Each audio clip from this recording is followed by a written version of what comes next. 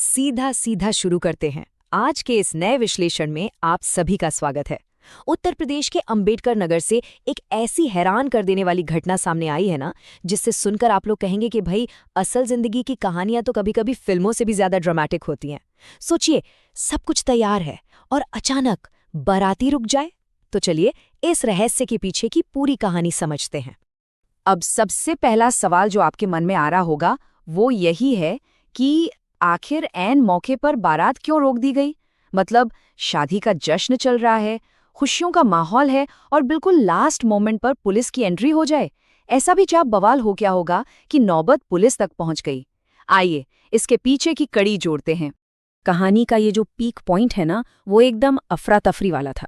हुआ ये कि एक लड़की जो कि असल में दुल्हन बनने वाली थी, वो अपने पिता के साथ बदहवास हालत में सीधे पुलिस स्टेशन जा पहुंचती है। वो वहां जाकर पुलिस से एक चल रही शादी को तुरंत रुकवाने की जिद करने लगती है। अंबेडकर नगर के समनपुर थाना क्षेत्र की इस घटना ने पूरे इलाके में अचानक से हड़कंप मचा दिया।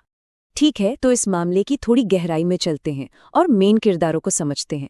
एक तरफ हैं हमारे दूल्हे राजा, जो खलीलाबाद में एक सरकारी टीचर हैं और समनपुर क्षेत्र के गांव के रहने वाले हैं। एक सरकारी नौकरी वाला इंसान जिसे सामाजिक जिम्मेदारी की उम्मीद करता है, राइट। और दूसरी तरफ है ओरिजिनल दुल्हन, जो टांडा क्षेत्र से हैं और पेशे से स्वास्थ्य विभाग में एएनएम वर्कर हैं। दोनों की अलग अलग बैकग्राउंड वाली प्रोफाइल ही इस पूरी कहानी का बेस सेट करती है। अब देखिए, इन दोनों के रिश्ते में सब कुछ बिल्कुल नॉर्मल तरीके से तय हुआ था। बाकायदा अरेंज मैरिज फिक्स हुई थी। दोनों परिवारों की रजामंदी से सगाई भी बहुत अच्छे से हो गई थी। शादी से पहले की जितनी भी रस्में होती हैं वो सब पूरी हो चुकी थी। और सबसे बड़ी बात, शादी की फाइनल डेट भी लॉक हो गई थी, 12 मई। मतलब हमारी सांस्कृतिक परंपराओं के हिसाब से सब कुछ एकदम ट्रैक पर था। लेकिन पिक्चर अभी बाकी है। यहीं पर इस कहानी में एक बहुत बड़ा, कह सकते हैं कि अनएक्सपेक्टेड ट्विस्ट आता है। इतनी सारी पक्की तैयारियों और रस्मों के बावजूद दूल्हे ने अचानक से एक सीक्रेट शादी की तैयारी शुरू कर दी। जी हाँ, एकदम छुप छुपा कर।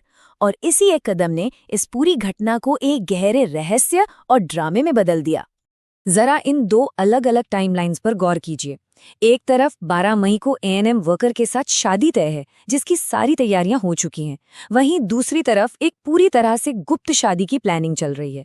असल में दूल्हा अपनी एक एक्स गर्लफ्रेंड से शादी रचाने जा रहा था। और हद तो ये है कि जलालपुर के एक मैरिज लॉन से बाकायदा बारात निकालने की पूरी तैयारी हो चुकी थी। यही वो बहुत बड़ा कॉन्ट्रास्ट है जिसने इस विवाद को जन्म दिया। वैसे यहाँ पर बारात का मतलब समझना बहुत जरूरी हो जाता है। हम सबको पता है कि बारात कोई ऐसी चीज तो है नहीं जिसे आप कमरे में छुपा लें, है ना। ये तो ढोल नगाड़ों और जश्न के साथ निकलने वाला एक फुल ऑन पब्लिक जुलूस होता है। तो अब सोचने वाली बात यह है कि जो इंसान पहले से ही एक रिश्ते में बंधा हुआ है, वो इतने बड़े पब्लिक इवेंट को सीक्रेटली करने की कोशिश कैसे कर सकता है। ये तो सच में बहुत अजीब है। चलिए इस पूरे घटनाक्रम को एक टाइमलाइन में रखकर देखते हैं। महीनों पहले एएनएम वर्कर के साथ सगाई होती है, एक भरोसा बनता है। फिर आता है आज का दिन, जब जलालपुर में एक्स गर्लफ्रेंड के साथ सीक्रेट बारात की तैयारियां जोरों पर हैं। और फिर आती है 12 मई, जो ओरिजिनल शादी की तारीख थी। तो साफ दिख रहा है कि दूल्हे के इन हालिया कदमों ने उस पहले से तय शादी को पूरी तरह से किनारे ही कर दिया था। अब बात करते हैं इस मामले के सबसे सीरियस और सेंसिटिव पहलू की।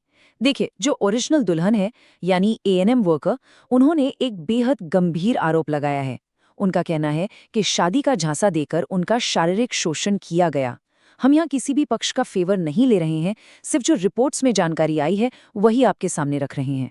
पर यह आरोप इस पूरे मामले को सिर्फ एक टूटे हुए वादे की कैटेगरी से निकालकर एक बहुत ही सीरियस लीगल मैटर बना देता है। जैसे ही इस धोखे की भनक एएनएम वर्कर को लगी, उन्होंने एक सेकंड भी बर्बाद नहीं किया। स्टेप 1, उन्होंने तुरंत जलालपुर में हो रही इस सीक्रेट शादी की पूरी जानकारी निकाली। स्टेप 2, वो अपने पिता को साथ लेकर सीधे पुलिस स्टेशन भागी। और स्टेप 3, उन्होंने पुलिस अधिकारियों से साफ साफ गुहार लगाई कि इस नई शादी को फौरन रोका जाए।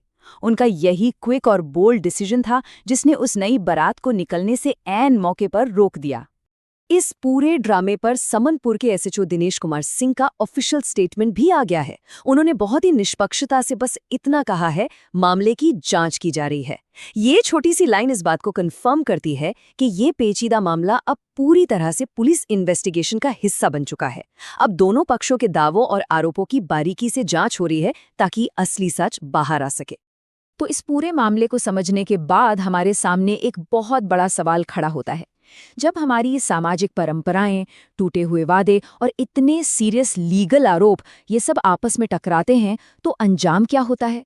अंबेडकर नगर की ये घटना सिर्फ एक रोकी गई बारात की कहानी नहीं है। ये रिश्तों में भरोसे और धोखे की एक बहुत ही कॉम्प्लेक्स तस्वीर पेश करती है। अब पुलिस जांच का नतीजा जो भी निकले, लेकिन इस घटना ने सोचने पर तो मजबूर कर ही दिया है।